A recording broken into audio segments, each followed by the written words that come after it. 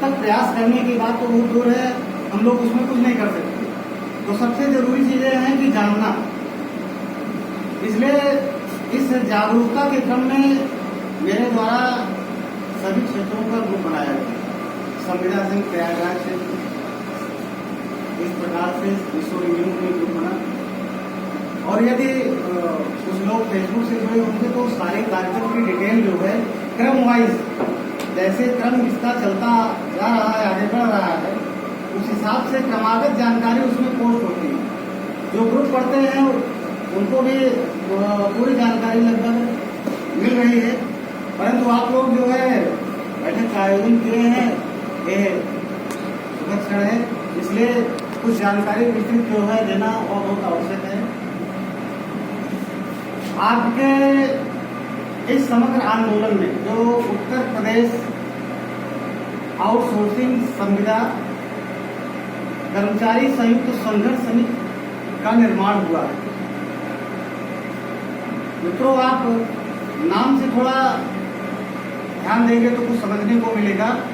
Uttar Pradesh outsourcing शुरुआत सबसे पहले छोटे से होती है, और अगर इस विभाग में सबसे ज्यादा कोई बेचारा है या शोषित है, वंचित है, जिनको 3-4 महीने से वेतन लगभग नहीं मिल पाते हैं, वो हमारे आउटसोर्स कर्मचारी हैं।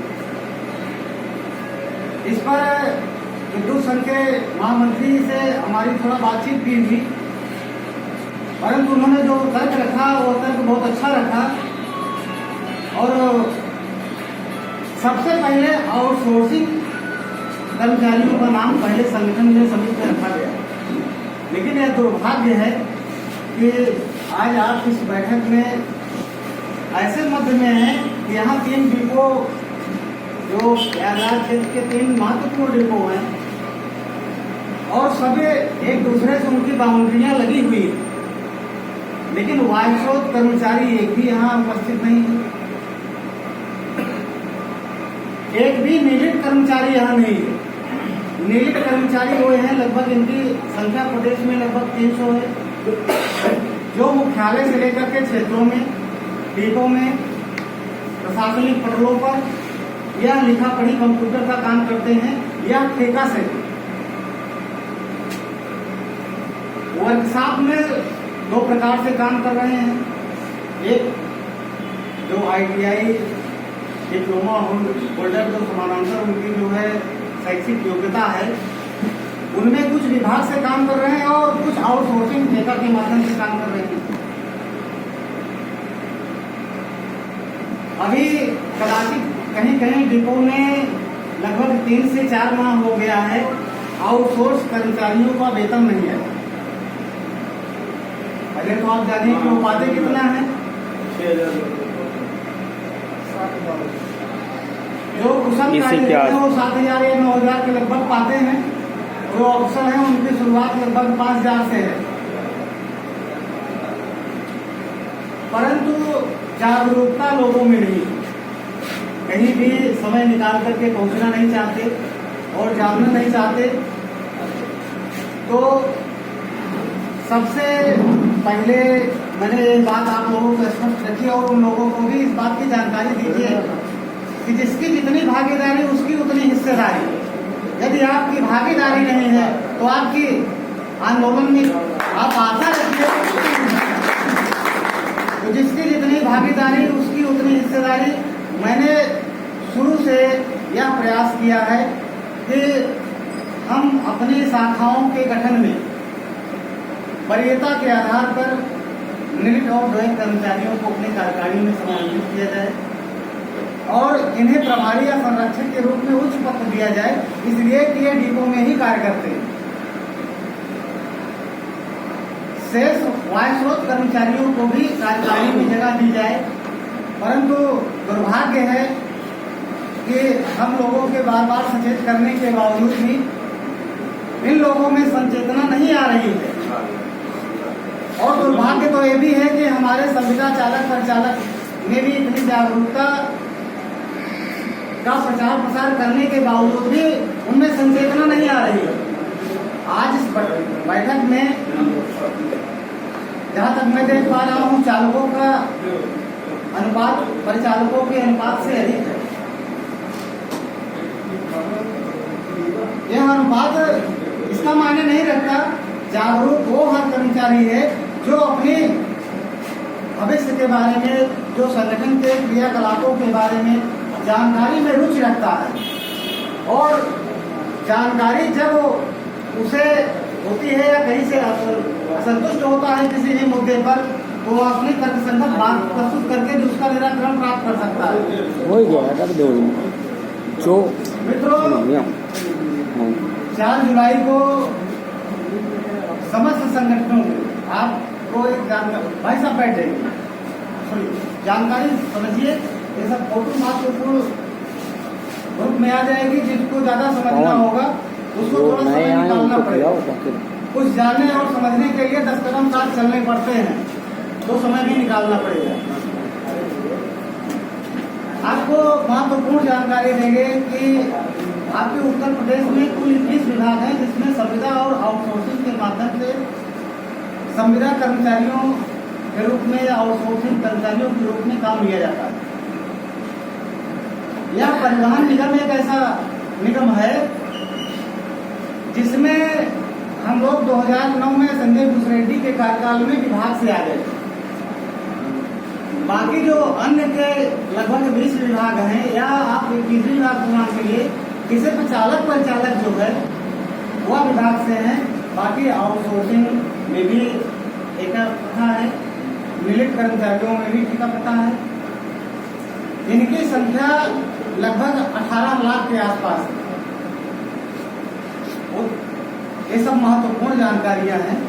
अब आप चालक परिचालक हैं, जरूरी ये नहीं है कि हम आगे पीछे की चलने वाली गाड़ियों का नंबर ले तो चोरी ही करना है।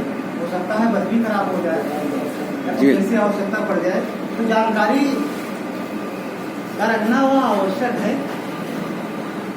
जिनमें नियमित कर्मचारी भी कार्यरत हैं और उन भिन्न भिन्न विभागों में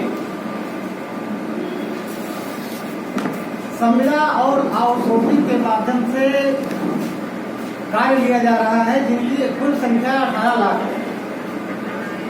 जिनमें और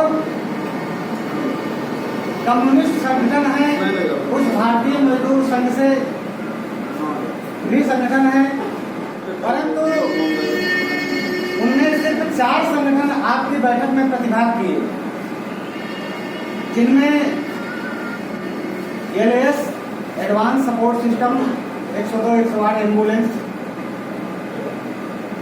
उत्तर प्रदेश संविदा निविदा कर्मचारी संघ विद्युत विभाग का, तीसरा स्वास्थ्य विभाग उत्तर प्रदेश संविदा आउटसोर्सिंग स्वास्थ्य संघ, ये आपके साथ है, और परिवहन निगम के संविदा कर्मचारियों का यह सौभाग्य है कि इतने बड़े बड़े संगठन वह आपके बैनर के नीचे आपके तत्वाधान में लड़ाई लड़ने के लिए आए, जिनमें परिवहन निगम से चालक परिचालक की संख्या लगभग आपको ज्ञात होगा, लगभग 34,000 के आसपास चालक परिचालक हैं। निलित और ड्राइव को मिला लीजिए तो कम से कम लगभग 12,000 की संख्या है। परंतु इस 12,000 में एक व्यक्ति मुझे जागरूक नहीं मिला जो मेरे निर्देशों पर कुछ काम कर सके।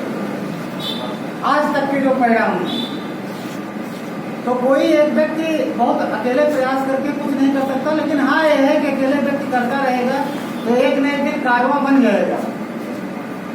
सही है।